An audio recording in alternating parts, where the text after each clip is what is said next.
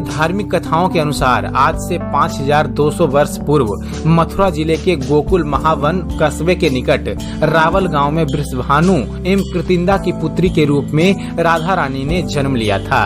राधा रानी के जन्म के संबंध में यह कहा जाता है कि राधा जी माता के पेट से पैदा नहीं हुई थी।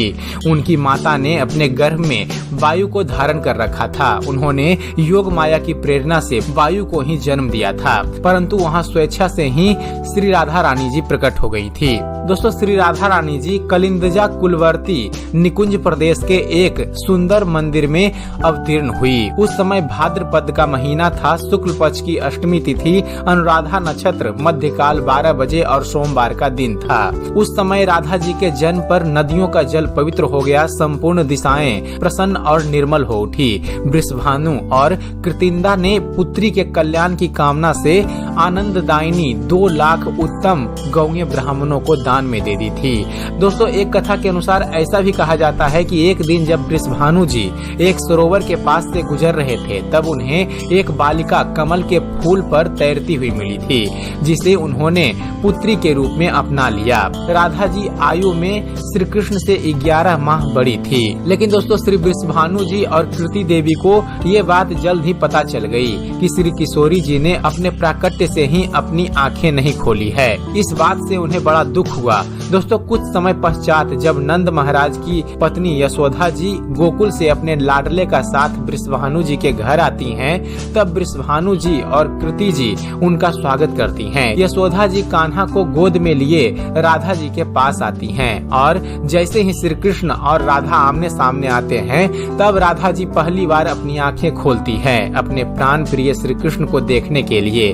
वे एक टक भगवान श्री कृष्ण को देखती हैं। अपनी प्राण प्रिय को अपने सामने एक सुंदर सी बालिका के रूप में देखकर कृष्ण जी स्वयं बहुत आनंदित होते हैं। दोस्तों, जिनके दर्शन बड़े बड़े देवताओं के लिए भी दुर्लभ हैं, तत्वज्ञ मनुष्य हजारों लाखों जन्मों तक तप करने पर भी जिनकी झांकी नहीं पाते, वही भगवान श्री राधिका जी जब वृषभानु के यहाँ साकार रूप में प्रकट हुई और गोप ललनाएं जब उनका पालन करने लगी, स्वर्ण जड़ित और सुंदर रत्नों से रचित चंदन चर्चित पालने में रखी जनों द्वारा नित्य झुलाई जाती हुई श्री राधा प्रतिदिन शुक्ल पक्ष के चंद्रमा की कला की भांति बढ़ने लगी। और दोस्तों, अब आपको बतलाते हैं पद्म पुराण के अनुसार श्री राधा रानी जी की जन्म कथा के बारे में। दोस्तों, पद्म पुराण में भी एक कथा मिलती है कि वृषभानु जी यज्ञ भूमि साफ कर रहे थे, तो उन्हें भूमि कन्या के रूप में श्री राधा जी प्राप्त हुई। यह भी माना जाता है कि विष्णु के अवतार के साथ अन्य देवताओं ने भी अवतार लिया। वैकुंठ में स्थित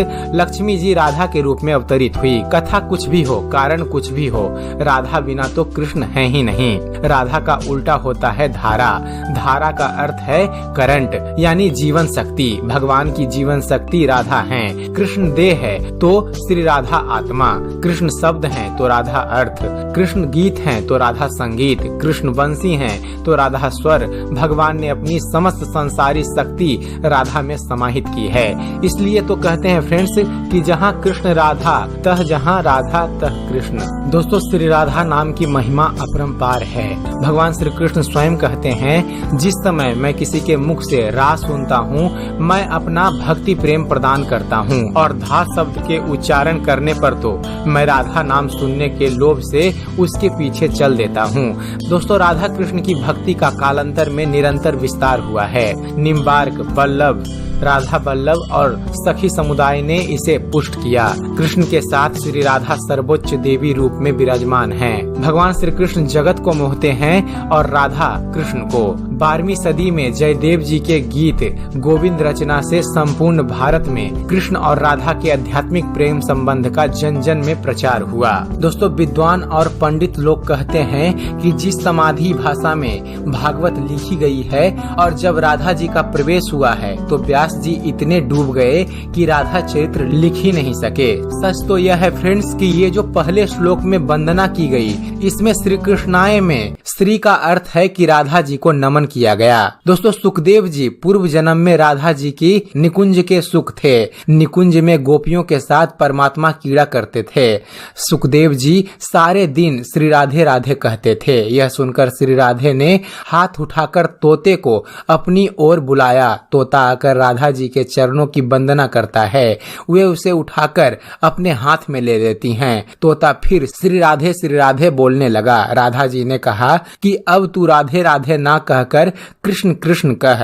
उसी समय वहां भगवान श्री कृष्ण आ जाते हैं। राधा जी ने उनसे कहा कि यह तोता कितना मधुर बोलता है और उस तोते को ठाकुर जी के हाथ में दे देते हैं। इस प्रकार श्री राधा जी ने सुखदेव जी का ब्रह्मा के साथ प्रत्यक्ष संबंध कराया। इसलिए सुखदेव जी की सदगुरु श्री राधा जी ही हैं। इसलिए सतगुरु होने के कारण भागवत में सुखदेव जी ने अपनी सदगुरु राधा जी का अपने मुख से कहीं नाम ही नहीं लिया। और दूसरा कारण राधा शब्द भागवत में ना आने का कारण ये है कि जब सुखदेव जी यदि राधा शब्द ले भी लेते तो ये उसी पल राधा जी के भाव में इतने डूब जाते कि पता नहीं कितने दिनों तक उस भाव से बाहर ही नहीं आ पाते। ऐसे में राजा परीक्षित के पास तो केवल 7 ही दिन शेष थे। फिर भागवत की कथा कैसे पूरी होती। दोस्तों अब प्रश्न यह उठता है कि तीनों लोक के तारक भगवान श्री कृष्ण को शरण देने का सामर्थ्य रखने वाला ये हृदय उसी आराधिका का है जो पहले राधिका बनी। उसके बाद कृष्ण की आराध्या हो गई। राधा को परिभाषित करने का सामर्थ्य तो ब्रह्मा जी में भी नहीं। एक बार भगवान श्री कृष्ण राधा से पूछते हैं कि हे राधे भागवत में तेरी क्या भूमिका होगी। राधा जी कहती हैं मुझे कोई भूमिका नहीं चाहिए कान्हा, मैं तो तुम्हारी छाया बनकर रहूंगी। दोस्तों भगवान श्री कृष्ण के प्रत्येक सृजन की पृष्ठभूमि यही छाया है। चाहे वह कृष्ण की बांसुरी का राग हो या गोवर्धन को उठाने वाली तर्जनी या लोक हित के लिए मथुरा से द्वारिका तक की यात्रा की आत्मशक्ति। दोस्तों श्री राधिका को भगवान श्री कृष्ण की आराधिका कहा गया है। आराधिका का आ हटा दिया जाए तो राधिका शब्द ही बनता है। और दोस्तों चलते चलते आप सभी से यह कहना चाहेंगे दोस्तों जिस दिन आप आंख बंद करके आप अपने चित्त को शांत कर लें उस शांत स्थिति का नाम राधा है। यही यदि आप बहुत अशांत हैं अपने जीवन में तो मन में राधे राधे बोलिए। आप 15 मिनट में शांत हो जाएंगे क्योंकि राधा नाम में वह शक्ति है। भगवान ने अपनी सारी संचार